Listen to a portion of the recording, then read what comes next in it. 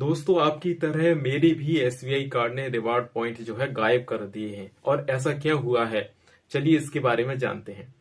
SBI एक नया rule लेके आया है कि अगर आपने ऑनलाइन कुछ परचेज किया है और उस पर उस वेबसाइट की तरफ से 10%, 5% आपके एसबीआई कार्ड पे छूट मिली है तो आपको रिवार्ड पॉइंट नहीं मिलेंगे। यही तो हो रहा है। ऐसा क्यों हो रहा है, तो चलिए इसे एक एग्जाम्पल से समझते हैं कि एसबीआई कार्ड के रिवॉर्ड पॉइंट क्यों उड़े जा रहे हैं। तो मान के चलिए कि फ्लिपकार्ट पर सेल चल रही है और फ्लिपकार्ट आपको एसबीआई कार्ड से पेमेंट करने पर 10%, सीधी सीधी 10% छूट दे रहा है। ठीक है। अब आपने एक 10,000 रुपए का फोन खरीद लिया, आपको उस पर 10% की छूट मिल गई, तो टोटल पेमेंट हुआ 9,000 रुपए का। तो 9,000 रुपए का जो आपने पेमेंट किया है उस पे आपको 450 रिवार्ड पॉइंट मिलने चाहिए, जो अभी तक मिलते आए हैं। क्योंकि एसबीआई कार्ड जो है ऑनलाइन शॉपिंग पर 500 रुपए स्पेंड पर 5 रिवार्ड पॉइंट जो है देता आया है अभी तक। अब जो नया रूल आया है उसमें वो आपको रिवार्ड पॉइंट देगा और वो आपको शो भी होंगे। हो सकता है कि आपकी जब तक स्टेटमेंट जनरेट नहीं हो जाती तब तक वो रिवार्ड पॉइंट आपको शो करता रहे।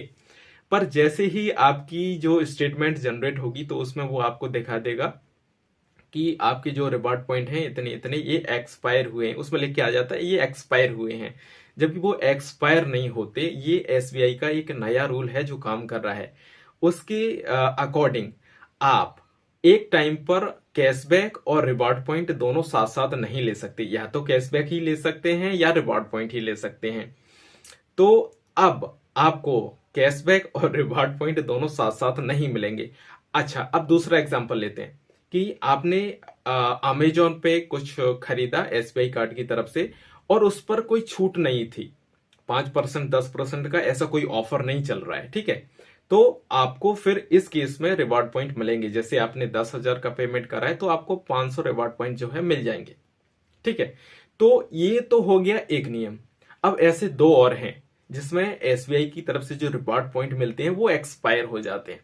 तो दूसरा नियम क्या है कि अगर आपने ऑनलाइन शॉपिंग करके कुछ ईएमआई पर परचेज किया है तो आपको रिवॉर्ड पॉइंट वो नहीं देगा। हालांकि आपको शो जरूर होंगे। आपने आज परचेज किया है और 2-3 दिन में वो शो होने लगेंगे और जैसे ही वो अमाउंट सेटल होगा वो रिवॉर्ड पॉइंट भी आपके फर्ज से उड़ जाएंगे। तो एक ये दूसरा नियम है। तो अगर आपके रिवॉर्ड पॉइंट उड़ गए हैं या कट गए हैं तो या तो आपको उस पे कैशबैक मिला है 10%, 5% का, या फिर आपने उसे ईएमआई पर परचेज करा है। और आखिरी नियम मैं बता दूं कि एसबीआई में जो रिवॉर्ड पॉइंट मिलते हैं उनकी वैलिडिटी 1 साल की होती है। 1 साल के अंदर अगर आपने उनको रिडीम नहीं करा तो वो एक्सपायर हो जाते हैं। तो 3 नियम ये हो गए। तो आगे से ध्यान रखिएगा कि एसबीआई की तरफ से अगर आपके रिवॉर्ड पॉइंट मिले हैं तो ये 3 रीजन हो सकते हैं। ठीक है। तो इनको क्रॉस चेक कर लीजिएगा। बाकी कोई क्वेश्चन रह गया हो तो कमेंट करके पूछ लीजिएगा। मैं जवाब देने की कोशिश करूंगा। धन्यवाद।